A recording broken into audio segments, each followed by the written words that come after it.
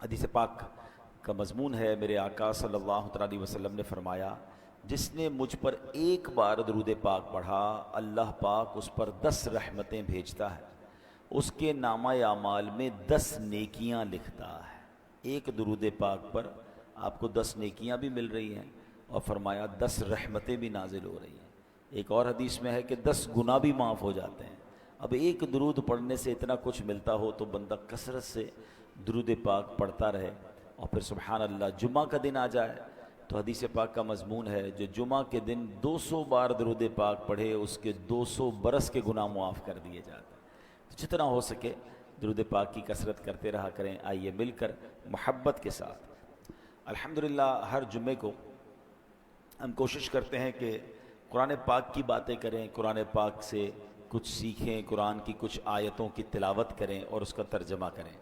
آج ٹاپک بڑا انٹرسٹنگ ہے۔ آج قرآن کی باتیں تو ضرور ہوں گی، مگر ساتھ ایک بڑی عظیم ہستی کی باتیں بھی ہوں گی کہ اللہ کریم نے ان کی زبان پر کیسا حق جاری فرمایا تھا کہ وہ جب نبی پاک علیہ الصلوۃ والسلام کو کوئی مشورہ دیتے تھے یا اپنی کسی رائے کا اظہار فرماتے تھے تو اس بات پر قرآن کی آیت نازل ہو جاتی تھی، بلکہ ایسا بھی ہوتا کہ جن الفاظ کے ساتھ انہوں نے ذکر کیا ہوتا ایگزیکٹلی وہی الفاظ قرآن کا حصہ بن جاتے۔ اللہ اکبر!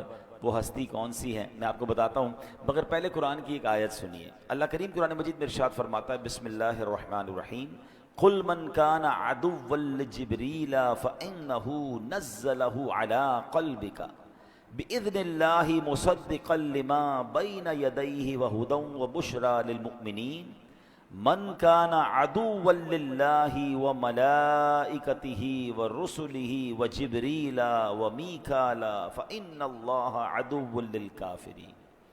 ابھی جو دوسری دو آیتیں پڑھی سورہ بقرہ کی آیت نمبر 97 اور 98، پارہ نمبر ہے پہلا۔ آج بات ہوگی اس عظیم ہستی کی۔ پہلے اس کا ترجمہ سن لیتے ہیں اس آیت کا۔ اے محبوب تم فرما دو جو کوئی جبریل کا دشمن ہو تو وہ پس بے شک اس نے تو تمہارے دل پر اللہ کے حکم سے یہ اتارا ہے جو اپنے سے پہلے موجود کتابوں کی تصدیق فرمانے والا ہے اور ایمان والوں کے لیے ہدایت اور بشارت ہے۔ جو کوئی اللہ اور اس کے فرشتوں اور اس کے رسولوں اور جبرائیل اور میکائیل کا دشمن ہو تو اللہ کافروں کا دشمن ہے۔ یہ ہو گیا ترجمہ اس آیت کا۔ اس آیت کا پس منظر بڑا کمال کا ہے۔ پس منظر کیا ہے پہلے وہ بتاتا ہوں کہ مدینہ منورہ کے کچھ فاصلے پر حضرت عمر فاروق اعظم رضی اللہ عنہ کی ایک زمین تھی۔ آپ اس کی دیکھ بھال کے لیے وہاں تشریف لے جایا کرتے تھے۔ اس راستے پر اہل تورات یعنی یہودیوں کے مدرسے تھے۔ ایک دن جب آپ وہاں سے گزر رہے تھے تو آپ مدرسے کے اندر چلے گئے، اہل تورات کا جو مدرسہ تھا اس میں چلے گئے، اور وہاں علماء تورات تھے جو تورات کا علم رکھتے تھے۔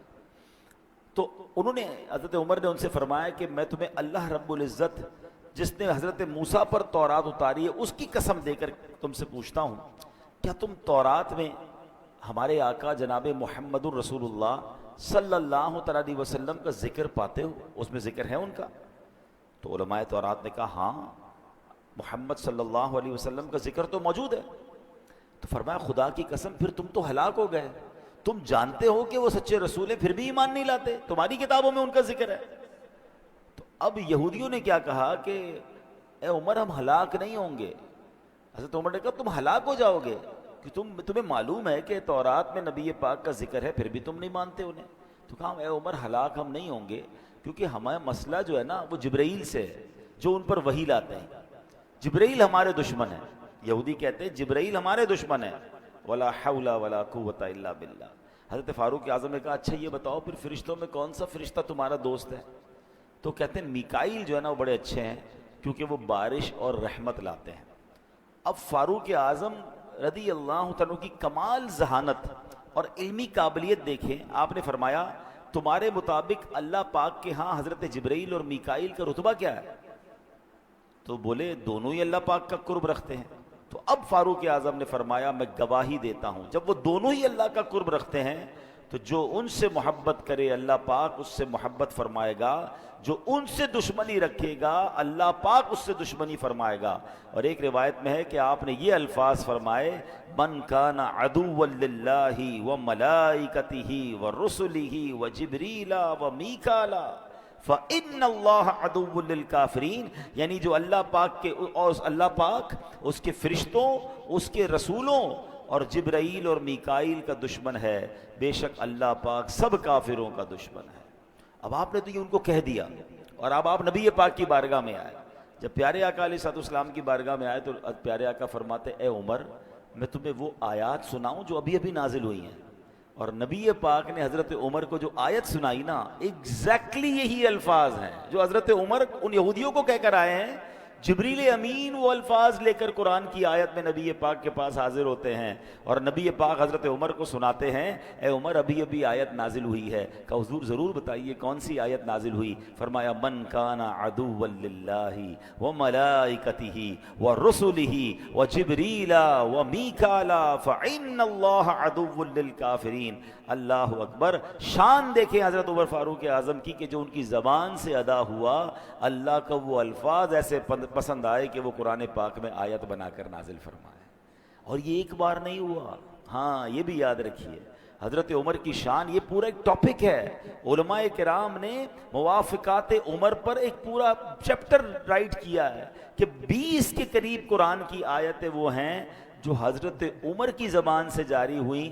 آپ نے کوئی مشورہ دیا، اپنی کوئی رائے دی، اپنی خواہش کا اظہار کیا، اور سبحان اللہ وہ آیت بنا کر نازل کر دی گئی۔ تو آپ سوچیے حضرت عمر کی شان کیا ہوگی۔ جبھی نبی پاک فرمایا کرتے کہ عمر کی زبان پر حق جاری ہوتا ہے۔ انشاءاللہ میں چند مثالیں بھی پیش کروں گا، اور اس آیت کے بارے میں بھی انشاءاللہ کچھ بڑی اہم باتیں ہیں جو ہم سمجھیں گے۔ خوبصورت اشعار ہیں۔ ملی تائید خدا تائید حبیب خدا، مل گئی تائید اصحاب خیر الورا، دیا حق نے ان کا ساتھ ہے، فاروق اعظم کی کیا بات ہے، پے کرے صدق و صفا ان کے، حق میں رسول خدا کی دعا، جب بھی کچھ کہے حق تیرے ساتھ ہے، فاروق اعظم کی کیا بات ہے۔